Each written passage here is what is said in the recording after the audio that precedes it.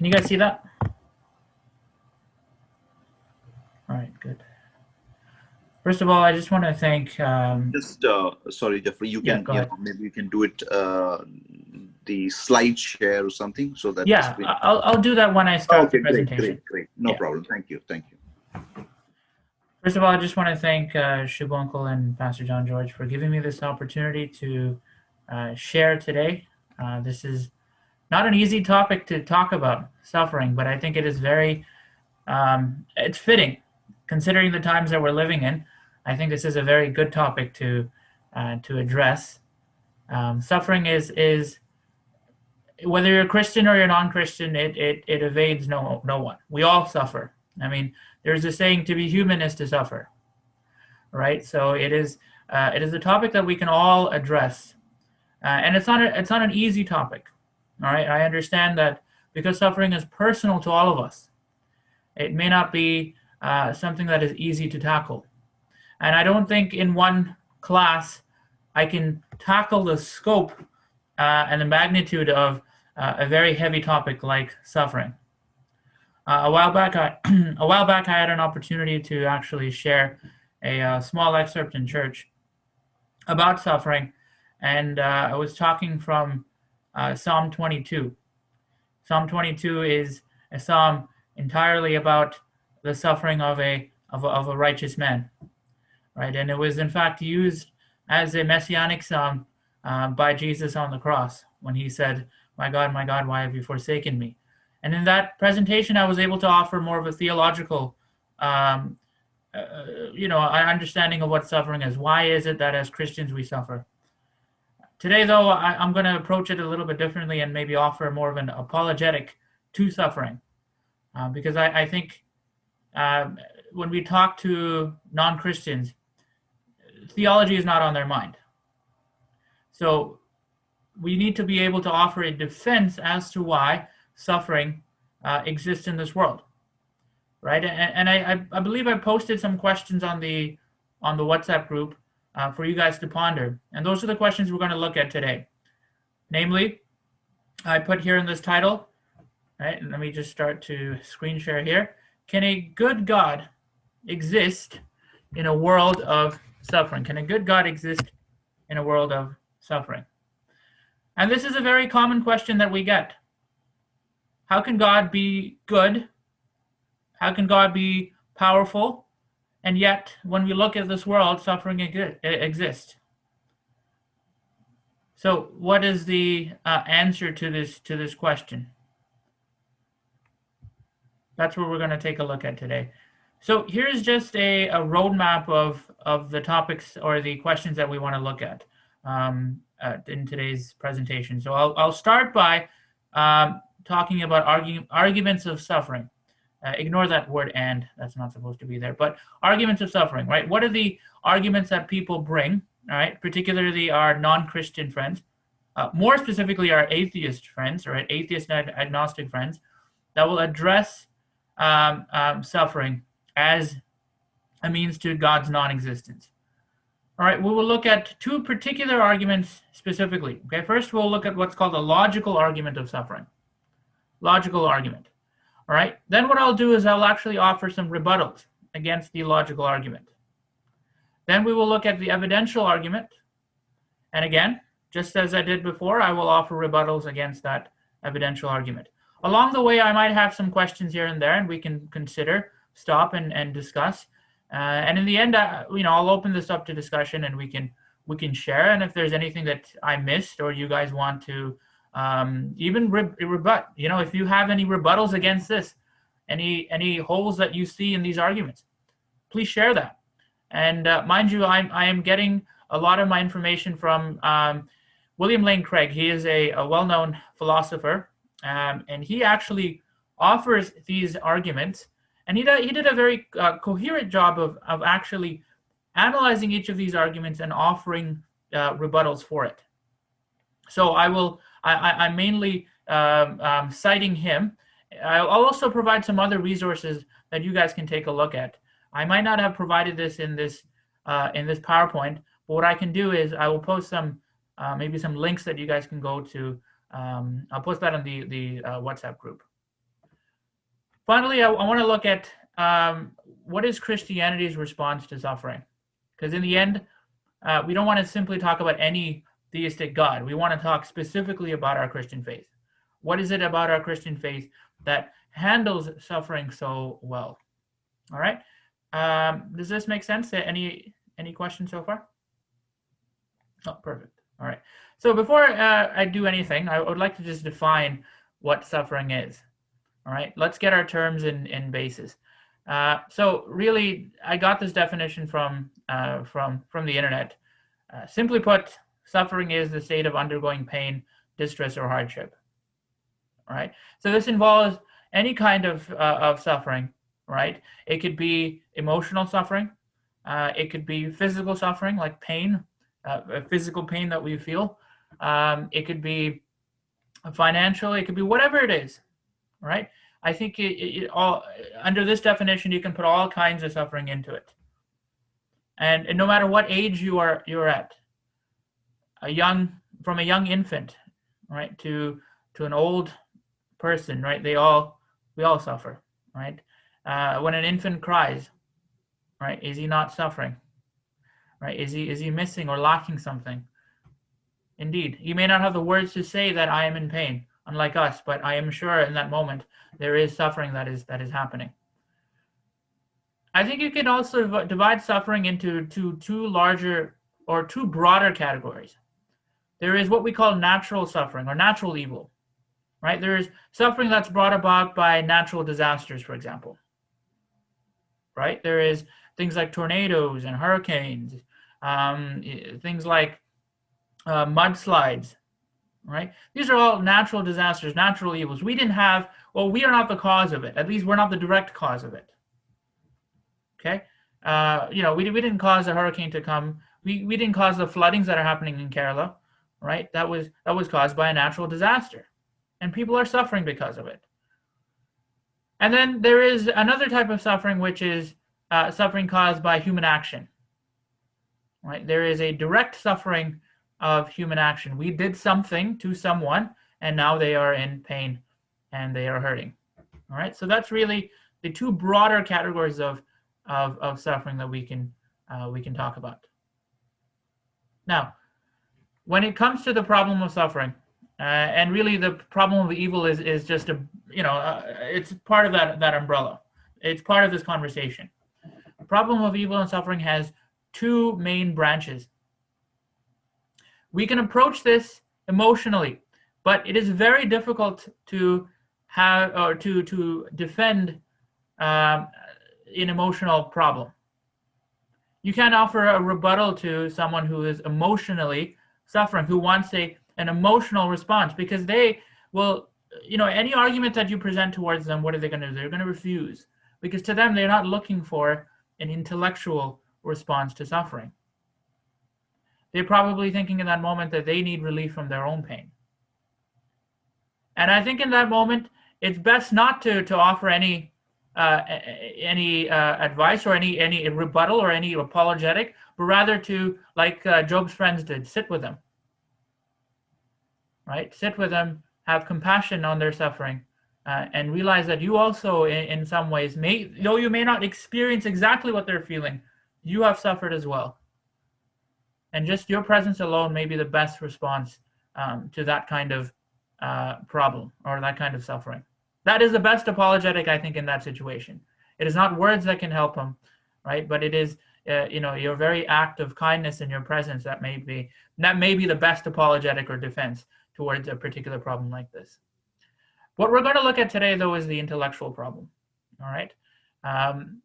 When it comes to the intellectual problems, we are really breaking it down into two categories or two arguments, if you want to put it that way.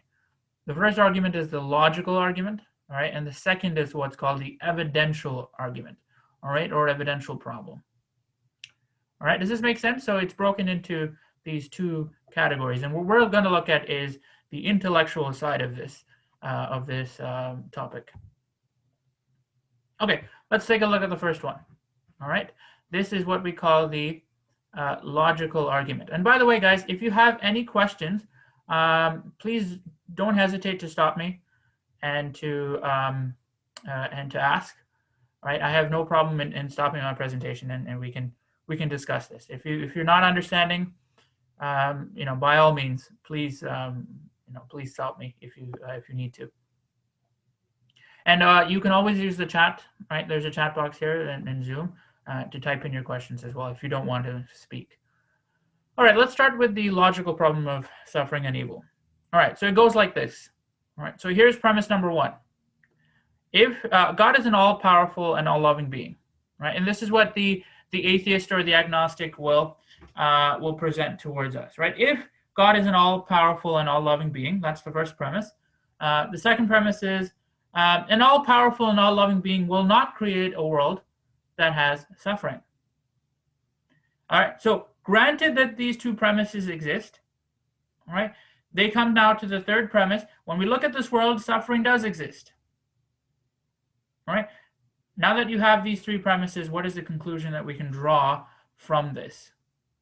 Well, therefore, God does not exist, right? If all three premises hold, right, therefore God does not exist. Now, here's my problem with this triad. By the way, when I mean triad, I mean when you have three premises and you granted that all three are true, then we can come to a logical conclusion based on those three premises. So I offered these three premises, and the conclusion is God does not exist. All right, and so that is the argument that the atheist is presenting. There is a problem with this particular triad, or this particular conclusion, and I'll offer my thoughts on this. But does anyone want to take a go at this? And what do you see is the problem here?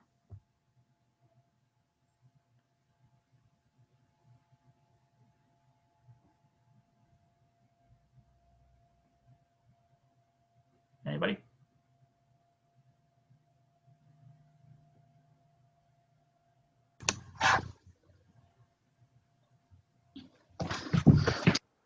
Is the problem with the all-powerful, all-loving God would not create a world that has suffering?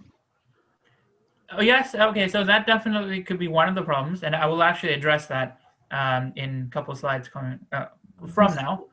Yeah, he's created a perfect world, but it's actually after the fall of man that suffering has come into the world. Right, but I was even thinking of something a little bit, the premise even before that, right? Now, the conclusion that the atheist has come to is that God does not exist, based on, these three premises. But according to this argument, it doesn't mean that God does not exist. It means that an all-powerful and all-loving God might not exist, if all three premises are true. And so the reason why I put this is to show you guys that, when it comes to talking to your atheist or agnostic friends, there's always big conclusions that they may make, right? Big leaps or big conclusive leaps that they will make. And it's up to us to actually follow the train of logic. And this is not an easy thing. And I'm not saying I'm very good at this, right? As you talk, more and more with people, you'll be able to pick up on what they are saying. And oftentimes, right, it is, and even just from experience, we do this too, right? We make big conclusions, right, that don't really follow the train of logic. Simply put, if all three of these premises are true, it does not mean that God does not exist. It just means that an all-powerful and all-loving God may not exist. Okay, does that make sense? All right. So what I'm trying to say is, listen carefully, right, and break down the arguments and see what they are coming, what conclusion they are coming to. All right, and then refute based on that. Right, give the burden of proof, right, to the atheist and not yourself. Oftentimes, and actually William Lane Craig would say this, it is often the theist, right, that has to do a lot of the burden of the proof. But why is that? Give the burden of proof to the atheist and the agnostic. Let him or her be able to defend their own premises. Ravi Zacharias has a way of saying this. He always says, question the questioner, right? Basically to say, question the premises, right, that they are offering, and ask them to really think about it, right? Really think about the conclusions that they're drawing from their arguments. Okay, now here would be probably a better way to think about this. So the logical problem of suffering looks more like this. God is an all-powerful and all-loving being, yes. An all-powerful being, all-loving being will not create a world that has suffering. Suffering exists. Therefore, an all-powerful and all-loving God does not exist. This is a better, I think, triad, or a better conclusion based on these premises. Right? Now, of course, we would have to disagree with our agnostic or atheist friends, because I think when it comes to this argument, right, the atheist or the agnostic has certain assumptions in mind, right, when they reach this particular conclusion, right? And Chechi just mentioned one of them, right? She mentioned premise number 2, right? Is premise number 2 really true, right? If God is all powerful and all loving, right, does it necessarily mean that he will create a world that has suffering? Okay, is that necessarily true? Now, I've highlighted some of these words, all right, because these are words that I'd like to define. All right, necessarily true simply means, is it true in all situations, right?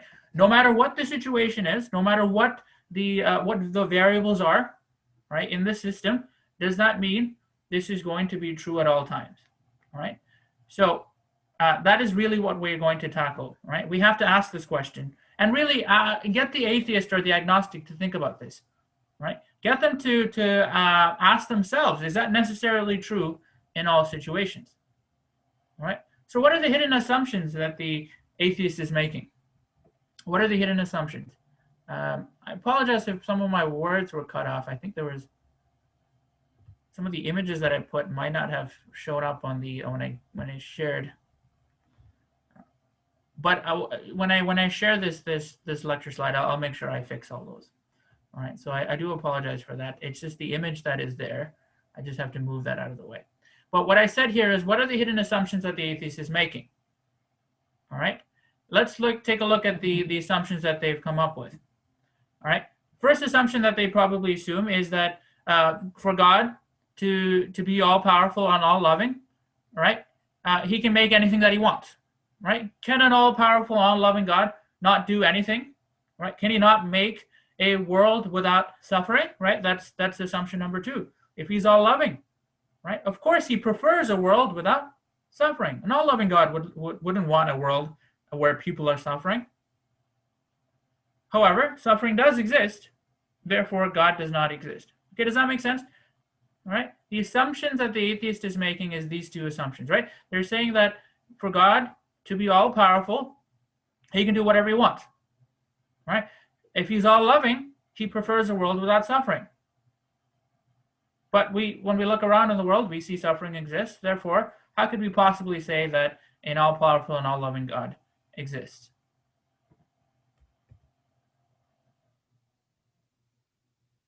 All right. Again, we have to ask ourselves, is this necessarily true, right? Is it true in all situations?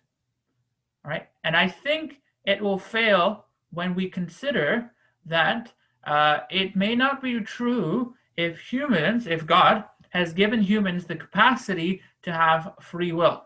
Right? In a situation where humans have free will, as in, right, they have the ability to choose between A and not A. All right, they can choose to do A or not to do A. Right, the action or the inaction. Right, if they have the capacity to do that, right, then God cannot bring about a logically impossible situation. Right, suffering oftentimes, what we're really addressing here, all right, is suffering in terms of human action and inaction. All right, God will not bring about the logically impossible. Right, of course, He can make a world without suffering, but the current world, the world that we are living in, right, our universe, in this situation, humans do have free will, and in that condition, right, God is not going to bring about the logically impossible. All right, God is not going to bring about the logically impossible. All right, the freedom that we're really talking about here, all right, is libertarian freedom. Basically, to put, libertarian freedom says that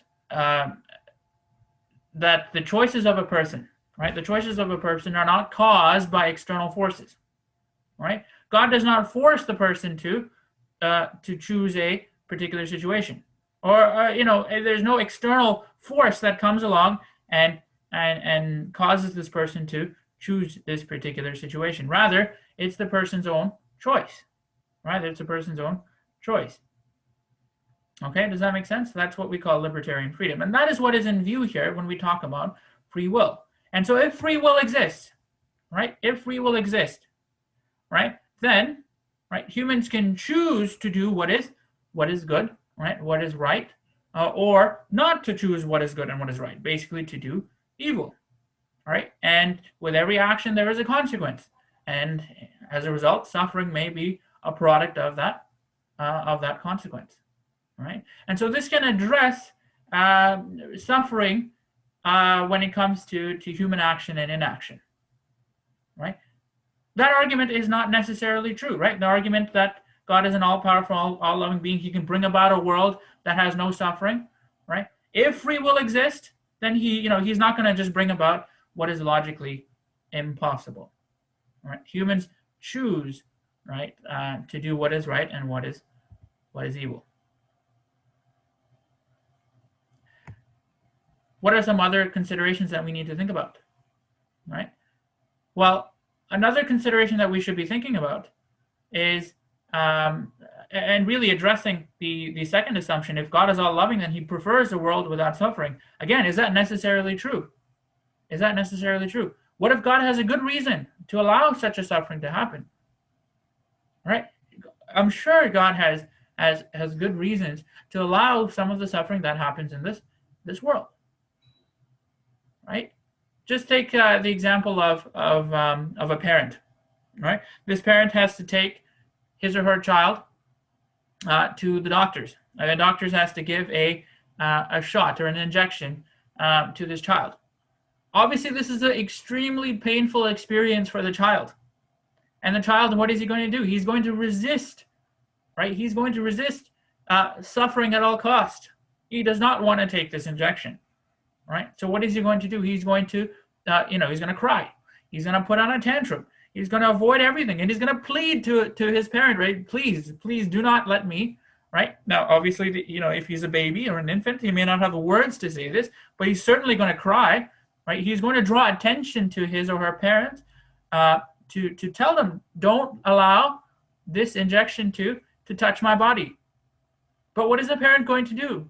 Is the parent going to allow it? The parent knows that this child needs his injection, right? Or the chances of him getting sick are most likely. So what does the parent do? The parent probably aids the doctor in administering this needle, right? The parent holds down the child as the doctor administers the needle.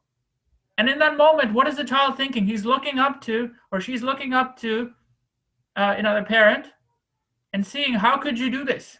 How could you hold me down while I am suffering, or while I am being shot by this needle, right? So what is this really saying? It's saying that God, just like that, God sometimes may allow suffering, right, for good reasons. Suffering can lead to good things, right? And we know that, right? And it's not just Christians that know that, but even non-Christians. Often people would say, right, what does not kill me will make me stronger, right? Suffering can produce produce character in me that will have benefit in my life, sometime in the future. The atheist has to address this when he's making such an argument.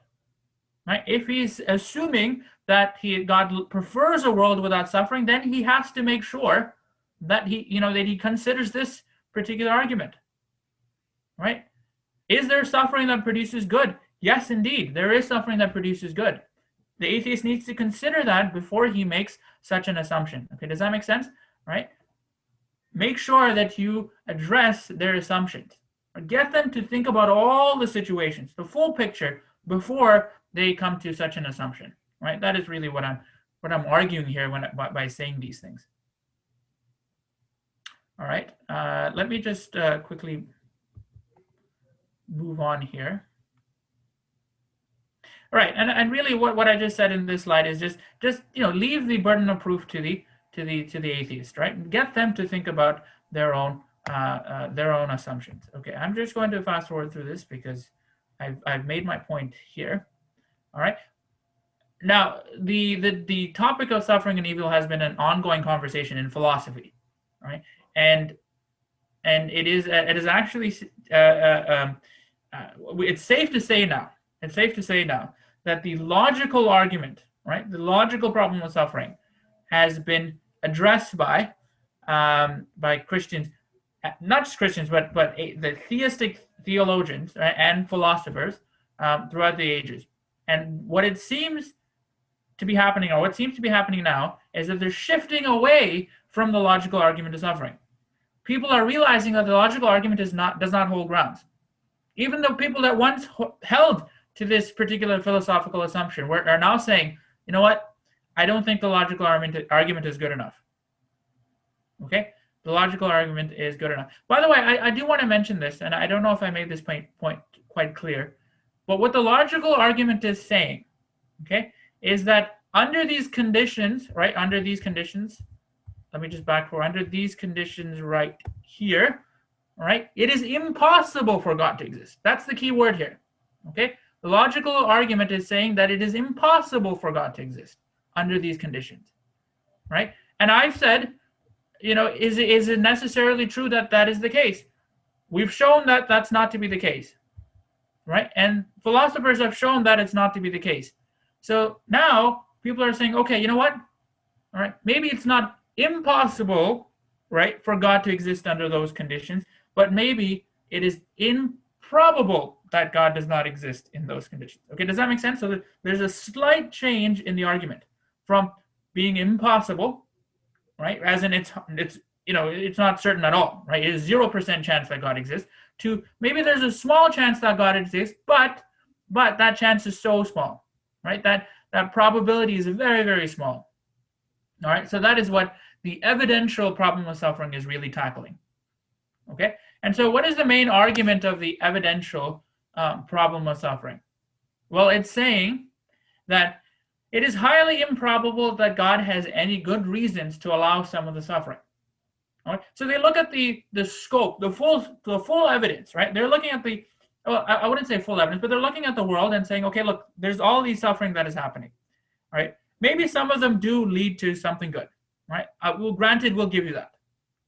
But then look at some of these other things that are happening. Look at some of the natural evil that is happening, the natural disasters that are happening. Is that really bringing about something that is good? It just seems to me, or seems to us, that this is pointless, right? This suffering is pointless. Why is this person suffering in such a way? It's not leading to anything good. That is what they're saying. That is what they're arguing. So they look at the world and they see there is a large evidence of pointless suffering, and they argue, how could God allow that?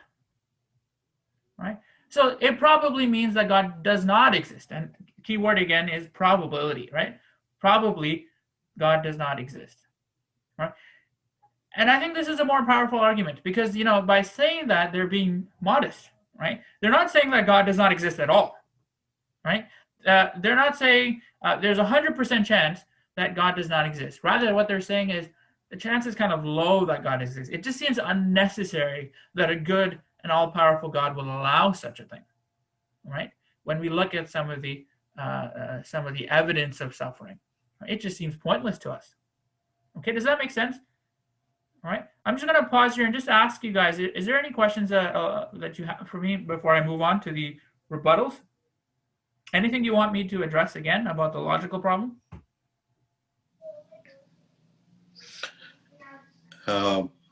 Okay, Jeffrey, I will, and I'm not challenging you. I'm just trying to put some kind of questions here. Okay. Go ahead. So, why can't God give less suffering? Okay, or painless suffering? For example, when you mentioned the example of giving an injection. So we have painless injections also. So, in those lines, why can't God, reduce the suffering, in the good suffering? I'm talking about the good suffering. Okay. Yeah. One. Second, why God does not act as a watchman or a policeman to stop people from committing that evil? Okay.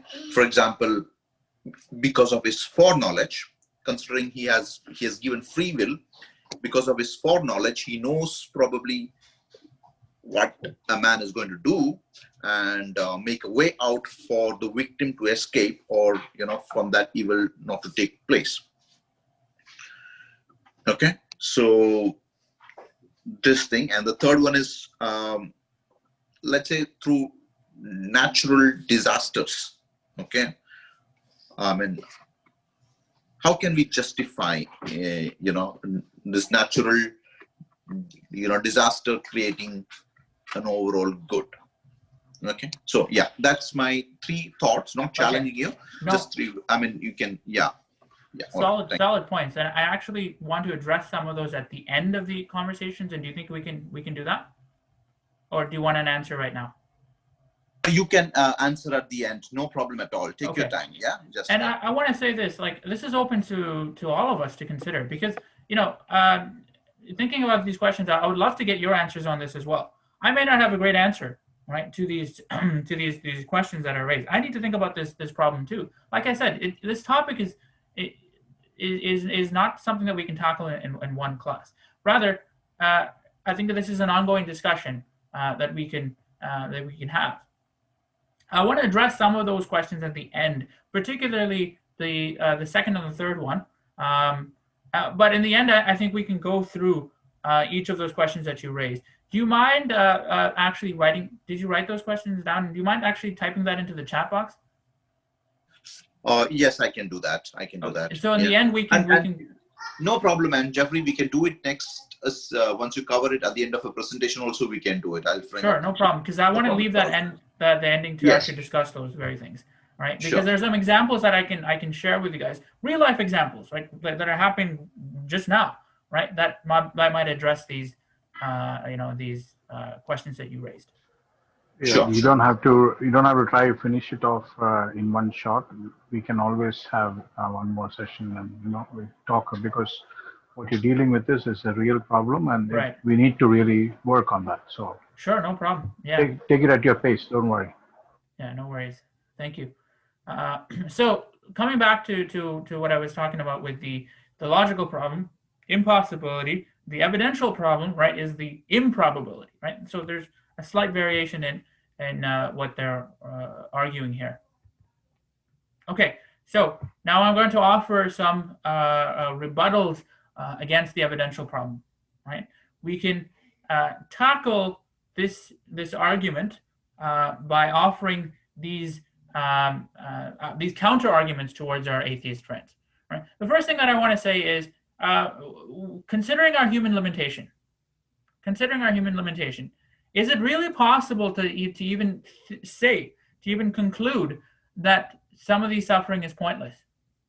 We may not see, right, the point in this person's suffering, but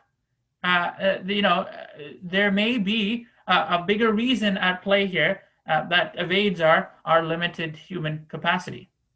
Right? Our human cognition can only compute so much, right? And think about this: every day we're bombarded by stimuli in this world, right? And our brain has to process all these stimuli. And it doesn't have the capacity, even though it is a very powerful tool, it doesn't have the capacity to think about the full scope of this very intricate and complicated system. Our world is highly complicated, right? It is a very intricate and fine-tuned system, right? Any little change can cause a disruption in the entire cycle, right? And Dr. Craig actually offered this very interesting example of what scientists have brought forth. There's a particular field in science and philosophy called chaos theory. And I don't know if you've ever heard of this, but chaos theory, I haven't heard much about this, but I've just recently looked at an article about this. But chaos theory, some of the examples that are brought in about chaos theory has shown that a little action, right, a little minute, insignificant action can have great and massive consequences. Right? For example, a butterfly flapping its wings, right, in some part in Africa, right, has some effect on the hurricane activity that is happening in that region of the world. How could a little tiny insect cause such a massive storm to happen?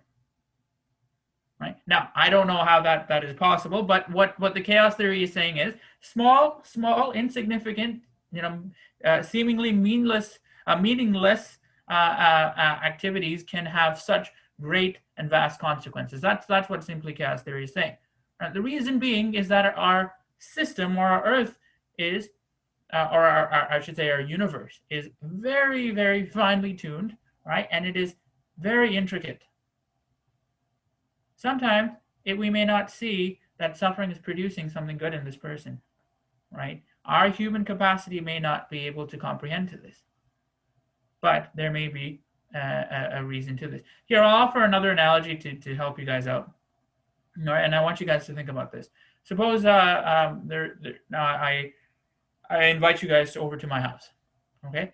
And I tell you guys that in my house, you will see a big white rhino, all right? Now, as soon as you open the door, you look around and you see no big white rhino, right? What is the conclusion that you can draw from that?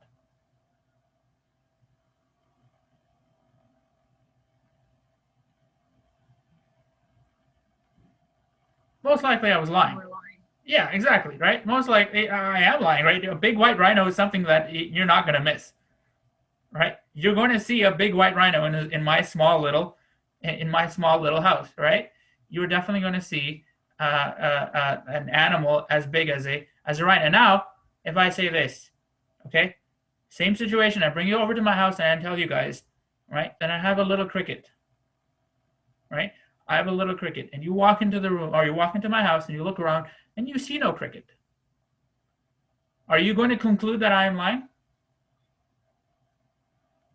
Okay, so do you guys see the difference between the white rhino, the big white rhino, and the cricket? Right? The cricket is a small little animal. Right? He can hide anywhere. Right? Just because you walk into my house and you see no cricket, right? You cannot conclude. You cannot safely conclude, right, that the cricket does not exist and I am a liar. Right? But a big white rhino has nowhere to hide. Right? It is quite obvious, right, that you are going to see it. You're not going to miss it, right? Basically, that analogy is just to show us that when it comes to this problem of suffering, when it comes to suffering that seems absolutely pointless, right?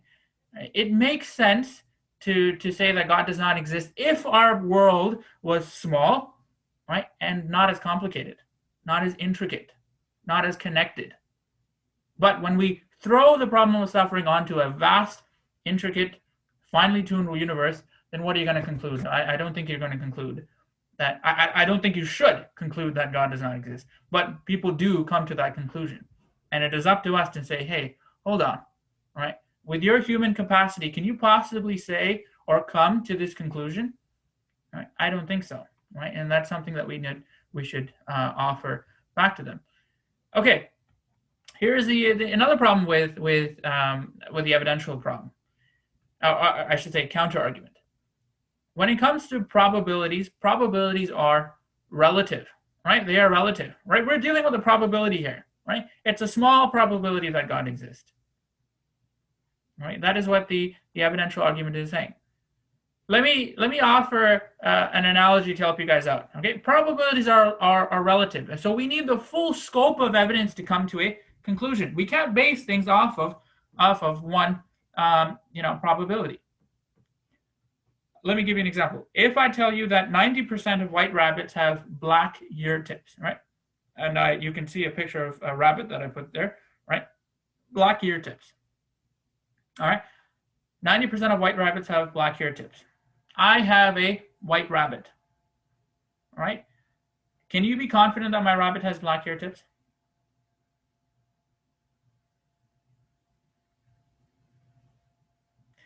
if you were to just, most people would say, oh yeah, okay. If you're not really thinking about this carefully, all right, if we take the statistic to be, we immediately internalize this statistic and apply it, right? Of course, we'll say, yeah, I have confidence that your rabbit is most likely has black ear tips, right? Because 90% of white rabbits have black ear tips, right? So I'm not saying that your rabbit absolutely 100% does not have black ear tips, but I'm confident of it. I'm confident that he does have black ear tips. However, right, when we consider the full scope of evidence, can we really come to that conclusion? Suppose I tell you that the rabbits from Jerry's farm, white rabbits from Jerry's farm, right? There's a 90% chance they do not have black ear tips.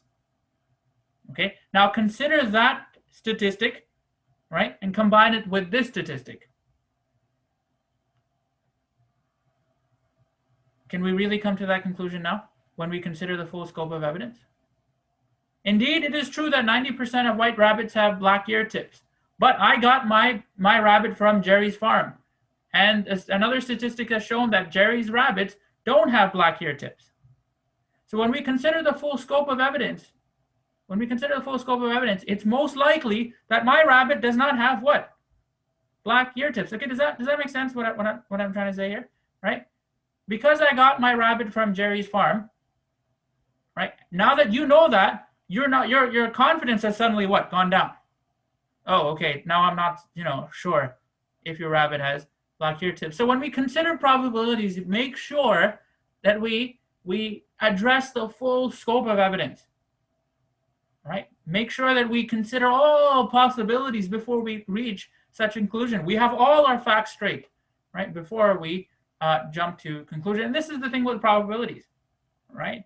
And so this is not just something we should be careful of when it comes to apologetics, but anything in general, right? People base their life on probabilities, all right? If I take this diet, all right, there's a 90% chance I might lose weight, right? Consider everything before you jump to a conclusion like that. Consider all the relative background before we come to such a conclusion. And likewise, when it comes to suffering, right? When it comes to suffering, consider all the evidence.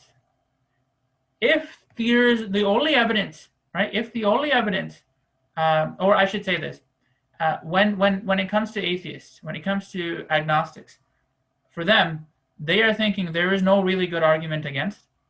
There's no real good argument against God. There is no argument that the theist can offer for the existence of God. All right? And so they throw God on the background of suffering and pain. And so if God, or the existence of God, right, is viewed with the scope of suffering, right? If we put on the lens of suffering, right, and that's all we're seeing, that's all the argument we're raising, then of course the existence of God might be improbable. But there is so many other arguments for the existence of God, right? Consider the fine-tuning argument. Consider the moral argument, right? Consider all the arguments that we've raised, right, in these past apologetic meetings, right? We're showing that there is good reasons to believe in a God. Now, throw the existence of God on the background, or on the evidence of all of these arguments. All right? So don't just put on the lens of suffering and say, okay, God does not exist. That's all I'm seeing in this world is suffering and pain. All right? Therefore, I can probably conclude that God does not exist. But throw in all the evidence for the existence of God, right? And then tell me that God does not exist, right? Better put, it's almost like this. It's like looking at a scale, right? There is suffering on one end, right? You can see that's the single ball there, but the other arguments for the existence of God, right, are showing us that we're in favor for His existence over His non-existence. What I'm really just trying to say is put on, right, not just the lens of suffering, but put on all these arguments, right? Throw the existence of God on the background of every evidence that we have for His existence, and then come to the conclusion that God does not exist. right? That is what I'm getting you guys to think about. That is what I'm going to get the atheist to think about when he raises such an argument, right? Don't just say that he does not exist by looking at only suffering. Consider the other arguments, and then consider suffering, and then finally you can come to a conclusion, right? Don't just look at one argument of suffering and say that there is no other argument for the existence of God, right? Look at the full scope of evidence, right? Take this particular argument, the moral argument of the existence of God, right? Seeing that much of our suffering is caused by human action or inaction, right? We can offer such a rebuttal against them. Think about this. If God does not exist, then objective moral values, right, like good and evil, right, does not exist either, right? If I do something good, you can't really tell me, right, that I'm doing something bad or good, right, unless there's some objective moral value, right? And who is that one who brings objective moral values? We can call him God, right? So if God exists, objective moral values, if God does not exist, if God does not exist, objective moral values do not exist as well, as in good and evil. Okay, but when we look around this world, you have concluded, atheist, that evil does exist. Therefore, what can we say? Objective moral values do exist. Yes, they do exist. And if they do exist, God also exists. Right? So the atheist is in a conundrum. The atheist is in a conundrum. He has to say that, evil may not exist then. Right?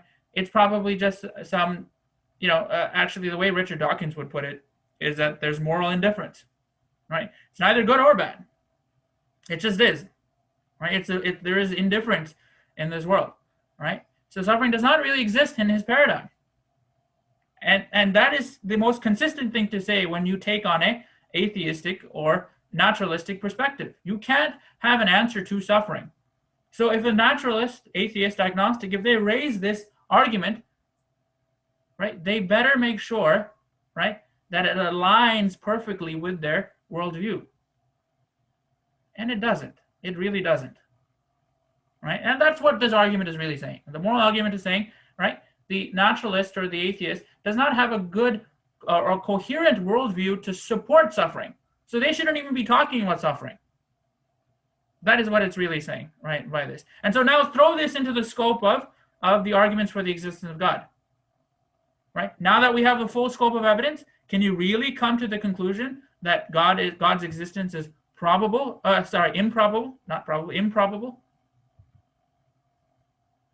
Right? And so that is an argument that you can offer. And the last thing that we're going to look at here against the evidential problem is considering now, the Christian worldview. Okay, now let's narrow our focus here. Let's bring it down to the Bible. All right, let's not just look at any theistic or philosophical God. Let's now narrow it down to our Christian worldview. When we consider Christian doctrines, it shows us that the probability of God and suffering, the probability of God's existence and suffering is higher than we think. Suffering and God can go hand in hand, is basically Christianity's approach to suffering. And let me show you 4 ways that is true. All right. Now, there is actually, I present here 5, not 4, but 5 ways this is true. As Christians, we've heard about suffering, right? We've heard pastors preach about suffering. We've heard, our testimonies of suffering, right? We are familiar with suffering. We don't run away from suffering, and that is really what I want to address here in this final part of this talk, is that the Bible actually gives us solid arguments for suffering. Right? It doesn't run away from the question. I think a lot of people try to avoid this topic because it is very heavy. Yet the Bible doesn't do that. It addresses it, exactly the way it should. And I think the Bible itself offers the best explanation to suffering that no other worldview can provide. Now, what I would love to do, and I haven't done this, is to really to look at suffering in light of all other worldviews, not just the. So what I've done here is looked at the atheist versus the Christian. But I would love to see what other people, what other faiths think about suffering. Right? I can tell you this: Buddhists, right? They avoid suffering like it's it doesn't exist. To them, suffering is an illusion. Now, again, I'm not I'm not familiar with the Buddhist faith, but from what I've heard, this is what they've come to. Right?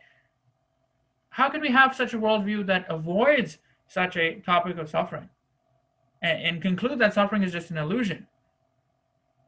That means all of us as humans are we're seeing things, we're delusional. Is that what it means? Unlike the Buddhist faith, I think the Christian doctrines address suffering just exactly as it should. And so let's look at 4 different arguments or doctrines of Christianity that show or support the coexistence of suffering and God, right? This should increase the probability, not decrease the probability of suffering and the existence of God. Firstly, I want to say this. The chief purpose of God is not human happiness. It's the knowledge of God, right? God has not made us to achieve happiness. And I think that is the assumption that atheists are making, right? They look at this world and they're saying, how could God allow this, right? It's not making me happy. But I think that's the misunderstanding there, right? The chief purpose of the chief purpose of man is not to achieve happiness, but rather it is to what? It is to glorify or to acknowledge their Creator and to know Him more. Right? That is what the Christian faith is all about. Right? It's about His kingdom being built. Right? From beginning, from Genesis to Revelation, what do we see? We see a God who is relational, a God who desires to, for his creation, specifically those made in His image, to know Him more. But what has man done? Right? Man rather has not acknowledged Him as the Creator. Rather, they've acknowledged, right? They've acknowledged created things as their Creator. And what has God done? God has allowed them to wander into really a world of suffering. So think about this. We were not made or created to be God's pets. If you have a pet, you want to see him happy, right? I don't know if any of you guys have any pets, but I'm sure you want to make your pet as happy as possible. Yesterday, we went to the zoo, right, and we got to see zoo animals. And along each exhibit, there's some boards that would talk about enrichment. And really, what enrichment is providing an environment for the animal that they may feel as close to home as possible. So they will overtly show, wild behaviors. Right? This shows us, or it shows the keeper, that the animal is happy. So they give enrichments to the animal to provide satisfaction and happiness to the animals there. Right? And so that is what zoos and we as humans, if you have a pet, that's what we do, right? We like to make the condition of the animal as happy as possible. That's what owners do, or zoos do, right? They like to make their animals as happy as possible. But what are we? Is that what we're for? We were not made to be simply happy. God has made us for more than that.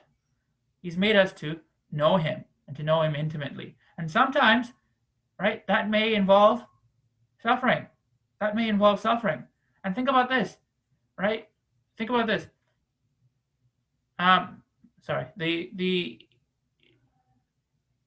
beginning of the Bible to the end of the Bible, we see suffering as a common occurrence, right? The Christian faith grew because of suffering, right? From the moment of inception, right? From the resurrection onwards, right? Christian people have suffered and suffered greatly, right? If happiness was the goal, then Christianity would not have survived. If Christian doctrine, or if the apostles said God's main purpose in life is to make you happy, then do you think the Christian movement would have survived? Absolutely not. I mean, think about the first 400 years of Christianity, right? Persecution galore. Yet, what happened? The movement grew, right? It only added fuel to the fire, right? And the movement grew. And that's not just in the 400 years. Think about even now. Actually, studies have shown that in places where there's high amount of suffering against the Christian church, right, it has only aided the movement of the church rather than decrease it. Like in communist China, right? When Mao Zedong tried to eliminate Christians, the Christian church, it only, caused a growth in the movement to the point where now, one of the fastest growing churches is in China, as well as in Iran. Iran is one of the fastest growing Christian nations, and yet it is the most persecuted. It has persecuted the most Christians. It's not in a Christian state yet, but it's growing. Why? Because they're suffering. Look at places like Ethiopia, where there's high amount of poverty.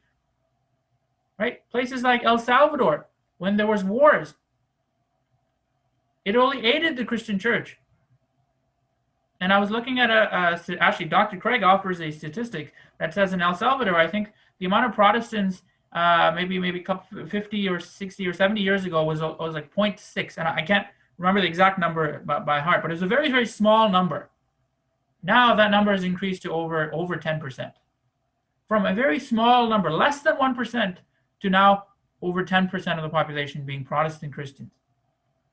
Right? That's incredible. Why? Because there's a high amount of poverty and wars and suffering that has aided the movement of the Christian church. And quite unfortunately, what we're seeing now, there's a trend in Christianity, namely what we call the prosperity gospel, that is probably destroying and this that is really doing a damage to Christianity than anything else. Because what the prosperity gospel is showing or is demonstrating is not this doctrine. Their goal is not the knowledge of God, rather it is human happiness. God wants to make you wealthy. God wants to make you rich. God wants to see you happy. God wants to see you prosper. Right? It's all about what God can do for me and not what man can do for God. And if that is the case, if Christianity presented that as the argument, then of course, we have to say that the Christian God does not exist. Right? But that is not the case. By the way, am I running out of time? I don't know if I'm taking too long here.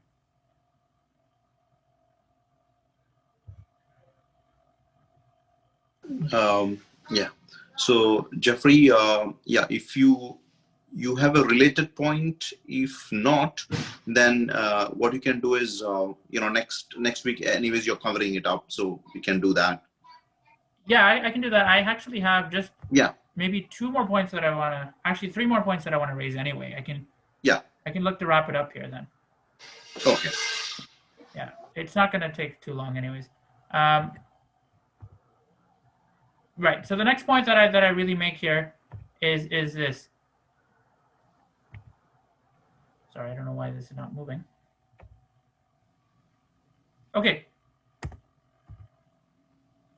Mankind is in a state of rebelling against God's purpose, right? And then I mentioned this before. God's desire and God's purpose for us is for us to know Him, right? But what has man done? Man has done the opposite. In fact, he wanted to become God.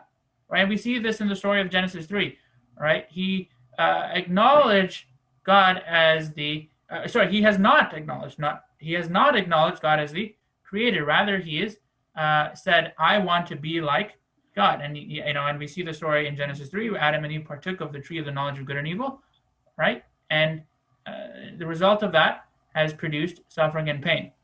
I want to offer a good analogy to this particular problem by saying this. For God knows good and evil, right? He knows good as in He is good. Like he How he knows good is he knows it intimately, because goodness is in him. But the way he knows evil is not the same way that he knows good. He knows evil like a doctor knows cancer. In that, the doctor does not have cancer, but knows how to cure cancer, right? He knows all about the effects of cancer. He knows how to treat it, yet he himself does not have cancer. Okay, does that make sense? So God's knowledge of goodness is intimately part of him, right? He's close to it, right? So he knows good, he knows evil, but he knows good in a far different way than he knows evil. Likewise, but the difference is, for us, when we partook of the tree of the knowledge of good and evil, was not the same way, right? We knew evil not in the same way that God knows evil. We knew evil because it became intimately part of us. Okay, we like if we take the doctor cancer analogy, the cancer, right, became part of us. We became cancerous. Okay, so now we intimately know evil in a far different way than God knows evil. Okay, does that make sense? So God said, do not eat of the tree of the knowledge of good and evil, because on that day you will surely die. God's purpose and intention was not for them to eat it, because he knew it that the day they eat it, right, evil will become a part of them. They will know evil intimately. Right? Not unlike God. God is all good. Right? He goodness is in him. Right? He does not know evil intimately, but he knows the effects of evil. He knows what evil can do, and he knows the cure for evil. But for man on the other hand knows evil intimately. And that's why David, I think, would say, from my mother's womb, right? I was born into sin. Right? He's from the young age, right? Though we may not have the words to say this is good, this is evil, right? We do things that are evil. Right? Even a child is rebellious from such a small age, and so that's really what I'm trying to say with this, with these 2 points. You know what? You said I'll have some time next week as well to cover this. Yes, you can take next week also and cover these points, actually, because these are a little on the heavier side. So yeah, it'll be that'd be good, and then you can address the questions as well, and also the other point that you mentioned is the different world views regards to suffering. I think we can take cover a look that at that also. Sure. Yeah. Does anyone have any questions though about this? So I'll stop here. So really, let me just summarize all the points that I've made today, and I'll go to my last slide here. Today, what I talked about was the 2 particular arguments, right, that an atheist or agnostic would present towards us, right? The first is the logical argument that says that God's existence is impossible when we consider suffering, right? But we've shown that the logical argument does not hold, because the atheist is not considering every necessary point, right? So the logical argument is not conclusive at all, right? The evidential argument is more modest than the logical argument. It says that God's existence is probably improbable, right? It's improbable in that there's some suffering in this world that just seems unnecessary, right? And I've said that if we consider the full scope of evidence, when we consider our human limitations, and we consider the Christian doctrines, right, of our Christian doctrines, then we can safely say that the probability of God's existence is not low, but it's a pretty high chance, right? So we can counter argue against the evidential argument, right? And so that's really what I looked at today. So I guess next week we can address different worldviews of suffering. We can consider. I actually just want to finish that point about Christianity and its answer to suffering, because I think Christianity offers the best perspective on suffering than any other worldview. Right, and so when we consider Christianity against other worldviews, we'll see, right? Indeed, it is so, right, that Christianity does offer a good viewpoint. If there is time, can we just open it up for discussion now, or I don't know if everybody's in a rush to leave, or is it? So anybody has any questions to add, we can do that. And if not, we can, the next time when we do it, we may just recap a little bit of the last points, and then you can take it up. Yeah, definitely. Yeah, we can definitely do that. Do a recap of those, the last, the conclusions, and then, yeah. And if people have any questions, you can either, put it on the group or raise it. And if anybody right now wants to add something or want to raise a question, you can do that. I mean, Jeffrey, you can answer them next Sunday, but absolutely. Saturday, yeah. Yeah. And so actually, I may not have mentioned this before, and I'll mention this again next week as well. But even consider natural evils, right? We often see that there is no point in natural evils, right? I mean, how could we really conclude that God is good when we consider all these disasters that we didn't cause, right? I mean, of course, we didn't cause a hurricane to happen, or a tornado, or an earthquake, or even take the floods in Kerala. Was that our our cause? But when we consider the full scope of evidence, we realize that actually we actually have a lot. We probably caused a lot of these natural disasters, right? There is human action involved, even in the seemingly the natural disasters. I mean, take for example this, the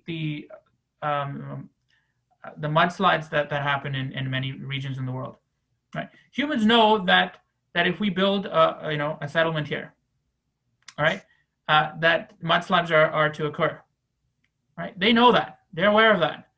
Yet, for them, they think, okay, we can probably get the best resources, right? The best situation if we build a settlement here, right? They're aware of the dangers, yet they continue to do it. Why do many people build along fault lines, right?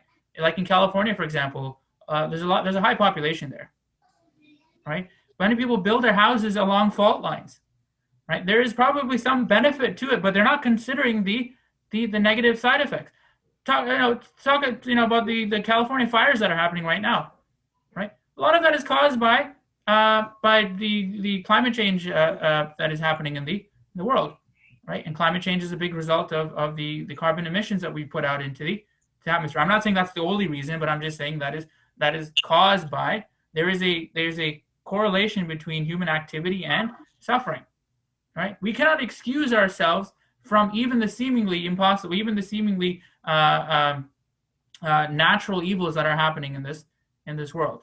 Right? We shouldn't excuse ourselves from that just because we don't see a reason for the consequence, or we don't blame ourselves for that. Right? Even the COVID-19 crisis, a lot of people are saying that. Now, obviously, I'm making a big conclusion here, but a lot of people have said that China actually manufactured this particular virus. Right? If that is true, this natural evil was not brought about by simply a natural phenomena, but by human action. Right? That, again, I'm not coming to the conclusion that they've done that, but if this is true, right, then even what seems like a natural evil, right, has some kind of human connection to it. That's what I'm just trying to say by saying that.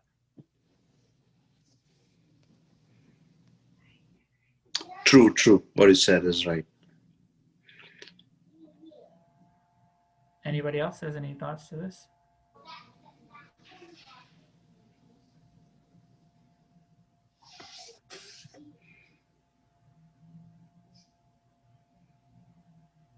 Your mic, I think, is.